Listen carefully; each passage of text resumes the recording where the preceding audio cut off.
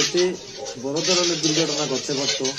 অনেক মা বোনেরা আছেন, দেখা যায় ঘটনাটা হয়তো বাহিরের দেশে, কিন্তু বাংলাদেশেও অনেক বাচ্চাদের হাতে গার্জিয়ানরা, বাপ মারা হাতে ফোন দিয়া তারপরে বিভিন্ন সংসারে কাজ করে, দেখা যায় রান্না বান্না করে, অনেক ধরনের কাজ থাকে, এগুলা বাচ্চাদের হাতে ফোন দিয়া তারপরে যায়।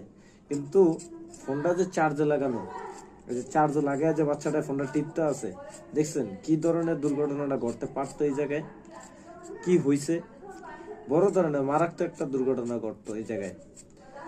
তাই আল্লাহ মাফ করছে, হয়তো ভিডিওটা বাচ্চাটা বাহিরের কোনো দেশের ঘটনাটা ঘটছে। এরকম আমাদের বাংলাদেশে তো অ্যাভেলেবেল অনেক পরিবারের মা বোনরা আছেন যারা বাচ্চার হাতে ফোন দিয়ে তারপরে আপনারা হইলো কাজ করেন, ঠিক আছে, কিন্তু আসলে দেখেন কতটা ঝুঁকিপূর্ণ বাচ্চার হাতে ফোন দেওয়াটা।